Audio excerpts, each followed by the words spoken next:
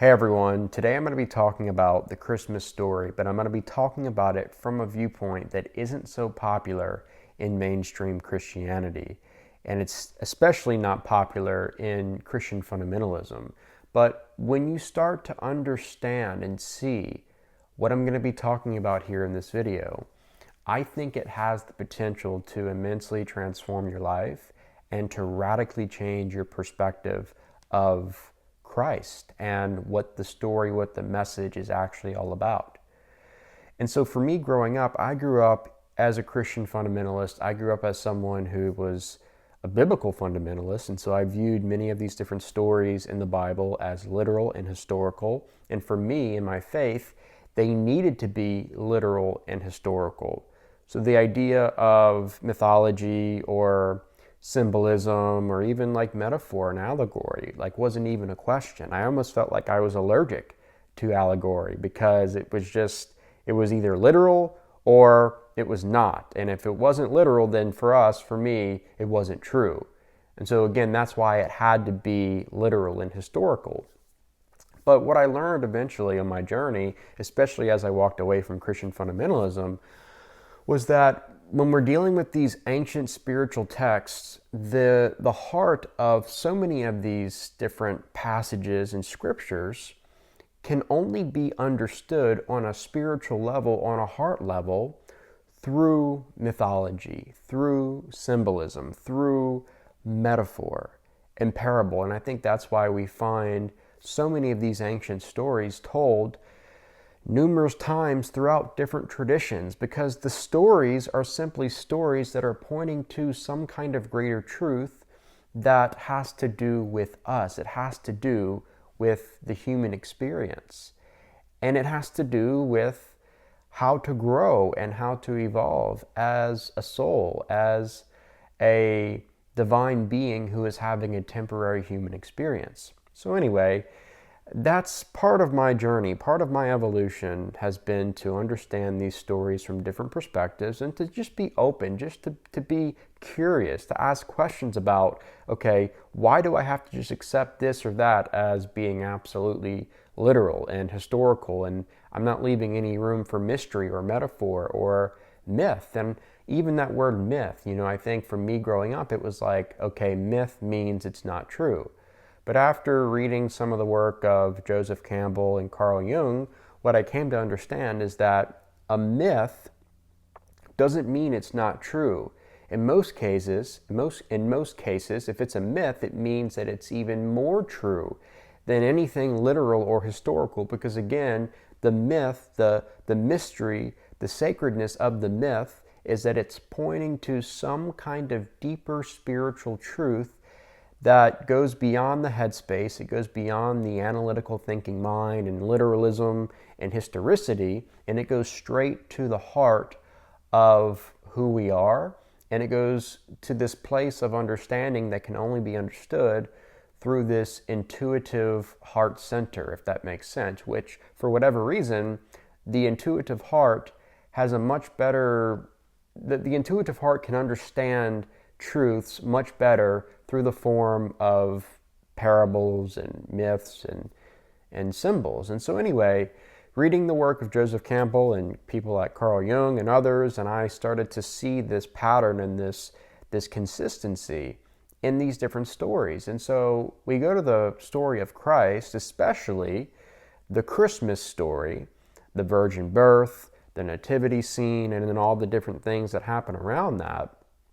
And when we start to understand this reality of the Christ message, which I believe at this point in my journey, it's not about worshiping this man, Jesus Christ, who lived 2,000 years ago. It's not about pedestalizing him and saying that he alone is God, and if you worship him, if you believe in him, then he'll accept you, he'll forgive you, and you can go to heaven someday forever and ever and ever, where you just worship Jesus forever and ever and ever, and that's the whole point. That's what life's all about.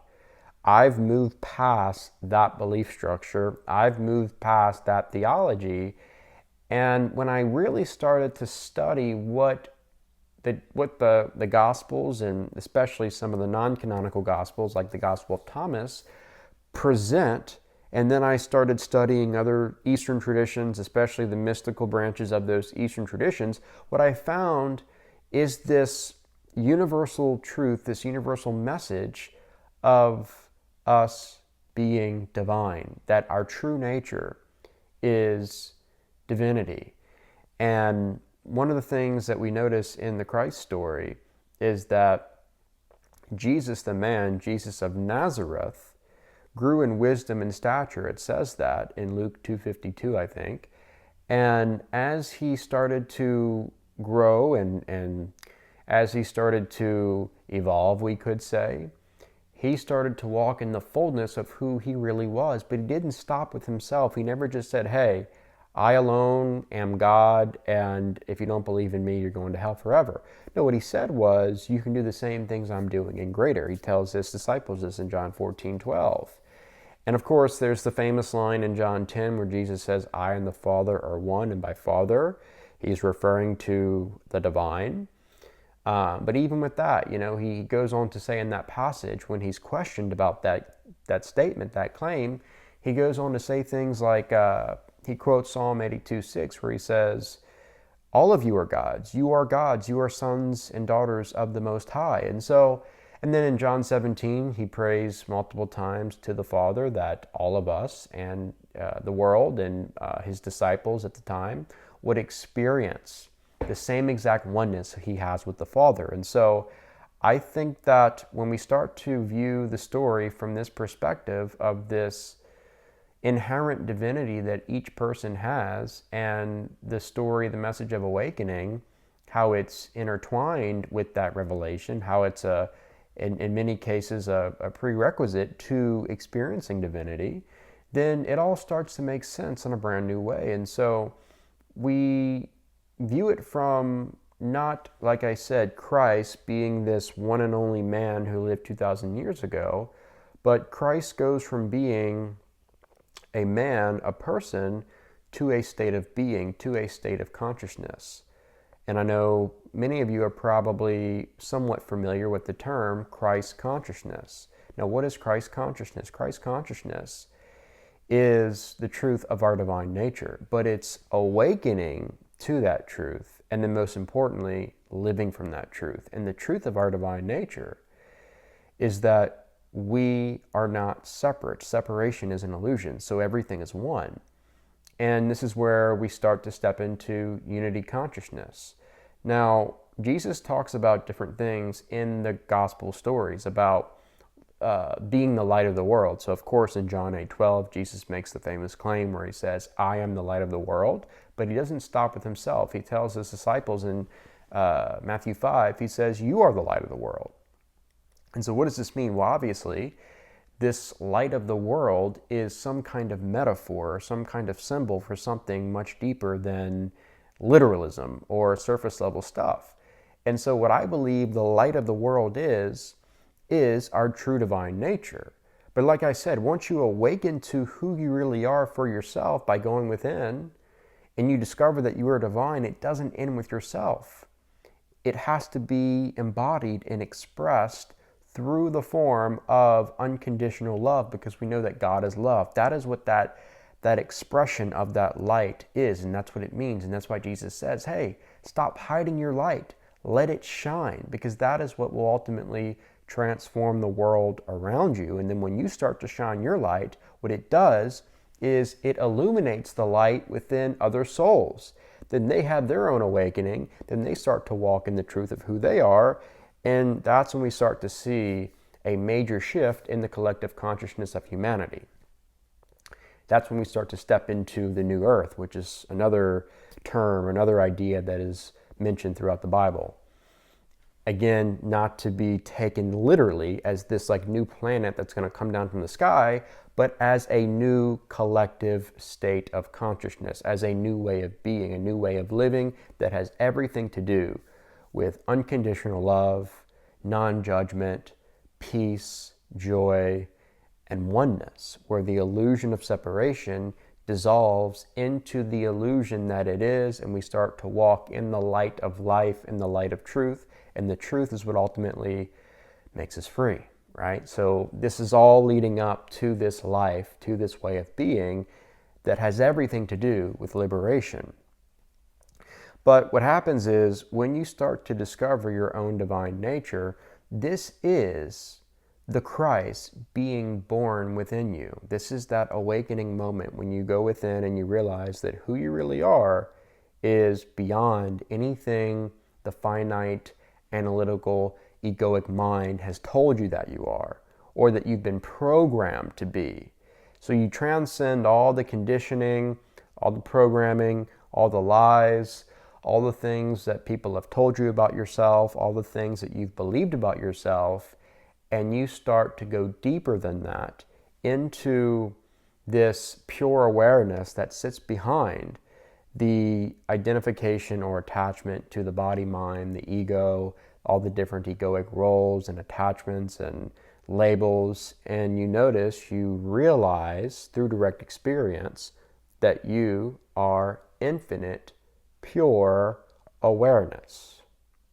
Now, in this, something profound starts to happen, because as you start to see who you really are, then this light of your awareness starts to illuminate within yourself all the parts of yourself that you've been suppressing and rejecting. And so this is what Carl Jung calls the shadow. So you start to notice that there's these parts of you that you maybe have been believing are unlovable, and there's maybe some self-hatred, or there's not acceptance, there's not this embrace, there's not this compassion for the wholeness of your being. And the way you know that there's still some kind of shadow work that needs to be done in order for you to have your own awakening and to start expressing this light into the world around you is you start to notice patterns. You start to pick up on these different tendencies, these egoic tendencies and behaviors that are stemming from this separation consciousness, which has to do with the belief that all you are is a separate self, which is something that you were programmed with. And so what you pick up on is all these different like judgments and all these different negative emotions and feelings that you have towards other beings are actually indicators, they're signs of where you've been judging yourself, or they're signs of parts of you that you've been repressing or suppressing. And so the judgment, the external judgment towards another, is simply the highlight. That's the sign of where you need to spend time doing inner work. Because what you are doing to others, you are doing to yourself. And so that's why Jesus says, judge not, and you will not be judged. Because there's this connection, there's this interconnectedness. And this goes back to unity consciousness, where that's the reality. There is no separation. All is one. So that's why Jesus says, love your neighbor as yourself. What does he mean by that? Well, that's the recognition that your neighbor is yourself. Jesus also says in Matthew 25, whatever you do to the least of these, you are doing unto me. What does that mean? Well, again, we're all interconnected. So whatever you're doing to someone else and you're perceiving it to be something that is an external action, and you think it has nothing to do with you, it actually has everything to do with you, because your judgment, which is coming from sometimes the subconscious mind, sometimes the conscious mind, is ultimately rooted and connected to a part of you that you are judging yourself for, or that you are not forgiving yourself for, or whatever it is. Typically, it all has to do, it all boils down to the refusal, or the place of not being able to love yourself or accept yourself, and then that is being projected onto other people. So in most cases, like people that are super hateful, if they just are always like putting out hatred towards other people, it's not that they actually hate those other people, it's that they hate themselves. But that's what the subconscious mind does, and that's how the egoic nature and tendency behaves. It takes those things that we are judging ourselves for, that we are hating ourselves for, and it has to project, it has to point and blame and direct towards other people. But again, the problem with this, there's many problems with this. One of the main problems is as we do this, as we make this a part of our subconscious programming, we become so used to it and we don't even realize what we're doing. The more we actually judge because we're judging ourselves, there's this circle thing going on. There's this loop, where this cycle where we're judging ourselves, so we keep judging other people, and the more we judge other people, the more we're judging ourselves, and that's why we're experiencing the shame and the guilt and the condemnation. So the key with all of this, the secret to liberation from this cycle, from this trap of judgment and condemnation and hatred and unforgiveness and bitterness and all these different negative emotions, is unconditional love for yourself first and foremost. Because once you can fully love yourself and you can start to integrate your shadow and you can start to bring the light of your awareness into these parts of you that you've been repressing and suppressing, then all of a sudden you're healed, you're experiencing wholeness. Now you can take that and now you can express it and give it to the world around you. And that is when your light truly shines. So Carl Jung had this quote where he said, "One does not become enlightened by imagining figures of light, but by making the darkness conscious." Okay? So that's actually what's happening. So there's these parts of us that if let's say they're repressed emotions, okay? So maybe we're not aware of these different emotions and feelings and beliefs and whatever that we're pushing down, that we're repressing.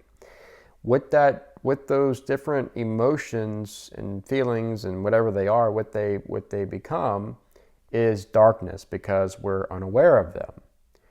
And these parts of us, these different feelings and emotions that we're repressing, that we're pushing down, that are in the dark, are actually running our lives. They're connected to this subconscious programming that is causing us to stay trapped in these cycles and in these patterns of the ego and of disempowerment.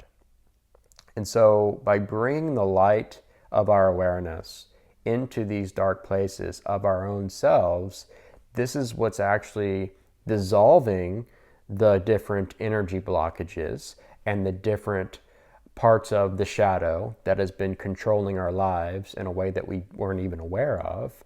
And now all of a sudden we experience the breakthrough. But it's not even really, the mind will frame it up in different ways, but what's actually happening is we're just simply expanding our consciousness. And the more you expand your consciousness, the more you come to see what is. And what is, the truth that has always been, is that you are already whole, you are already complete, you are already one with God. That is not a truth that you have to make true. That is already the truth. That's why Jesus said, in knowing the truth and realizing the truth, you'll be free. You don't have to go out and attain the truth and get the truth and earn the truth. No, the truth is who you are. So what this light of your awareness is doing is it's dispelling the darkness of the unconscious mind, of the shadow, and it's revealing to you, it's showing you that you don't have to pretend, you don't have to act like you're not worthy or you're not enough or you're unlovable, because you've always been lovable, you've always been worthy, you've always been enough, because you are whole, you are complete. There is nothing that you need, there is nothing that you can imagine that will complete you or will make you whole, because this is already the truth of your nature, because you are divine. You are one with God. You are one with Source. Or as Jesus said, I and the Father are one. I am that I am. That is the deepest truth of your being. So Christ consciousness is simply recognizing that first and foremost. And once you recognize it, that's the birth of it. And then it starts to rise. And as it starts to rise, it will lead you into these places within your own self where there's energy blockages, where there's parts of you that you've been suppressing or repressing, and you just keep allowing that light to shine in those dark places, and you become free and more free and more free and more healed and more delivered and more breakthrough until that energy reaches the crown chakra.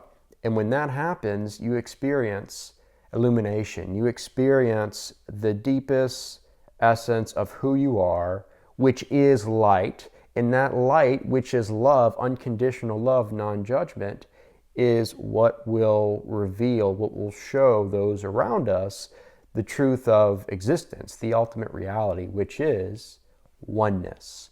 So that's what Christ consciousness, I think a good way of actually explaining it is there has to be, with Christ consciousness, there has to be this integration of the two, of duality, because it's ultimately it's wholeness. So, and that's kind of what we see in the Christ story, right? You know, fully human, fully divine. It's this non-dual consciousness, this non-dual awareness, which is also the essence of our being. It's non-dual. But within this non-dual awareness, there's the two, and the two are integrated into one. And we find this truth in many of the other mystical traditions of the world. But I think this is ultimately what the Christ message is, because with the Christ message, with the Christ story, you know, we have Christ who ultimately starts to walk in his divinity, but the divinity is not just something that he experiences for himself and he just becomes enlightened and he just goes away in a cave and that's it. He just is blissed out all the time. No, the integration side of it is after receiving it, after having that birth, after having that awakening moment, experience, there is then the transformation of that light being an inner reality into the outer reality of Jesus, where the light is shining through his humanity. And there's this unique, beautiful harmony and resonance with the divinity and the humanity being one of the same, being a manifestation of what is, of pure consciousness. Okay, so this is what we see. The two are coming into one, and this is like a macro of the micro of going within and integrating the shadow into the wholeness, the truth of your being, and then living from that wholeness. So that is the archetype of the Christ. And Carl Jung actually said, I think one time, that Christ is the ultimate, or Christ is the archetype of the self, something like that, which I think is very true. I can see that.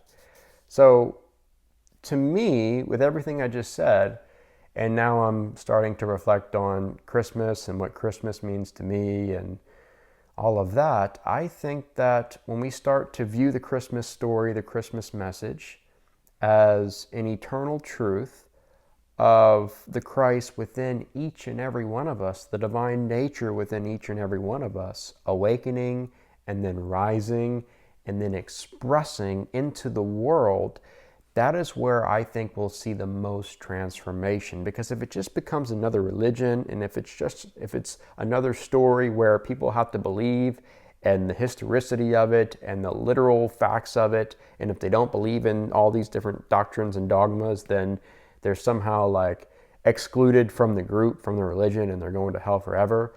Like, what does that actually do for someone? Does it actually help them, or does it just keep them stuck in more of the control and more of the disempowered mindsets and beliefs that just keep people in the consciousness of the ego, in the awareness of being a separate self, where there is no real inner transformation, and there's just this continuous seeking and searching in this cycle of never being enough, and thinking that maybe one day I'll be enough when I get to heaven someday because I believed in this historical figure who lived 2,000 years ago.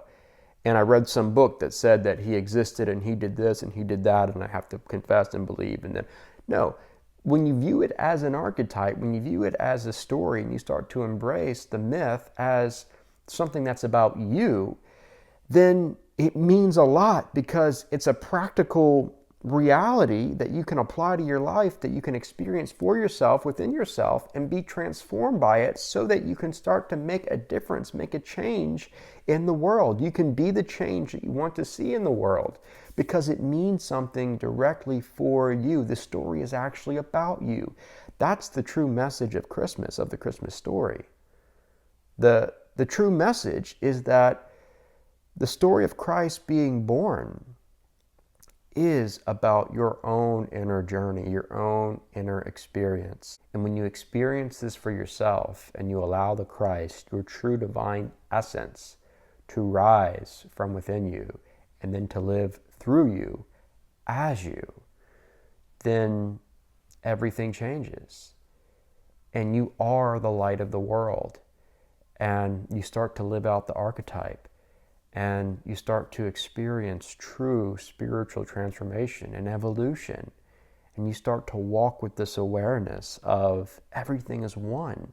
What I'm doing to my neighbor, I am doing to myself.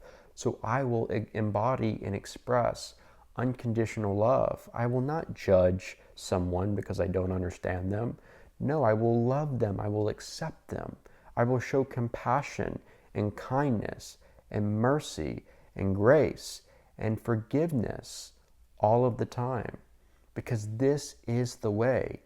This is the life. This is who I am. This is what Christmas is all about. So I think that's it for today. If you found this video helpful, informative, or insightful, please leave a thumbs up at the bottom of the screen and be sure to subscribe to my channel if you haven't already. Thanks for watching, and I'll see you next time.